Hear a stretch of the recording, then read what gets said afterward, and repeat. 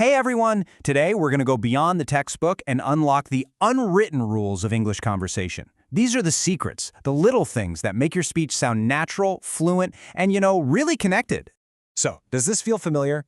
You've memorized all the grammar rules, you've got a great vocabulary, but when you actually speak, something just feels a little stiff, a little too perfect almost.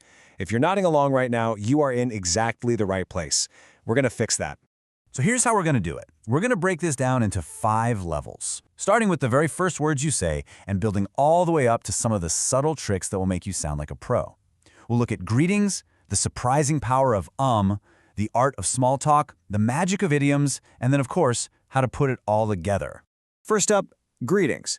Hello is probably the first word every single one of us learns, but honestly, it's just the beginning. Native speakers have a whole menu of greetings, and picking the right one for the right situation instantly shows how comfortable and natural you are. Just take a look here. On the left, you've got your formal greetings, right? The kind of thing you'd say in a job interview or to your boss. But on the right, that's the language of everyday life. See the difference between good morning and just morning? That tiny change is huge. Matching your greeting to the situation is the very first step to sounding less like a robot and more like a real person. Now let's get into level 2. And this one might go against everything you've been taught.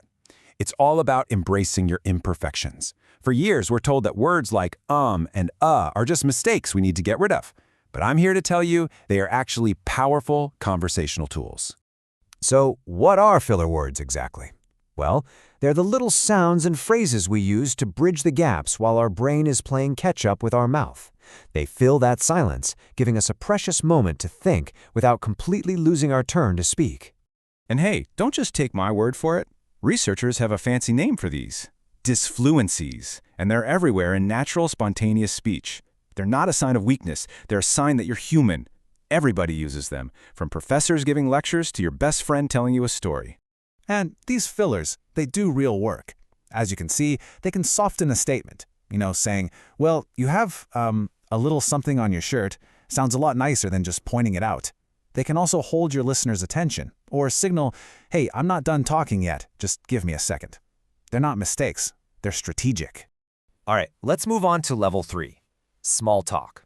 This isn't just meaningless chatter about the weather, okay? It is the social glue that holds our conversations together. It's how we build rapport and, well, how we make connections with people. I love this definition. Small talk is a bonding ritual. The topic itself, whether you're talking about sports, a TV show, or this crazy weather we're having, is way less important than the simple act of talking.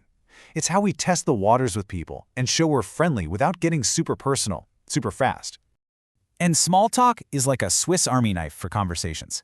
It's the perfect way to break the ice with someone new. It can warm things up before you dive into a serious business topic.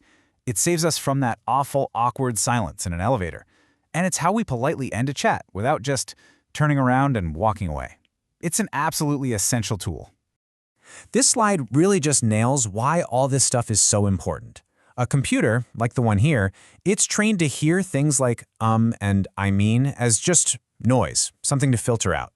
But for us humans, that's where the real communication is happening. That little hesitation, that self-correction, that's where we show we're thinking, we're feeling, we're connecting. Okay, now we're getting to a more advanced skill, thinking in idioms. This is where you can really start to have some fun with English. Idioms are these little phrases that paint a picture, and they add so much personality and color to what you're saying. What's so wild about idioms is that they make absolutely zero literal sense. I mean, look at this. Break a leg sounds like you're wishing an injury on someone, but it actually means good luck. Spill the beans sounds like you just made a mess in the kitchen, but it means you gave away a secret. Mastering these is like learning a secret code that makes you sound incredibly fluent. Okay, let's bring everything we've talked about together. We've covered greetings, we've covered fillers, small talk, and idioms. So how do we actually combine them all to have a natural, flowing conversation?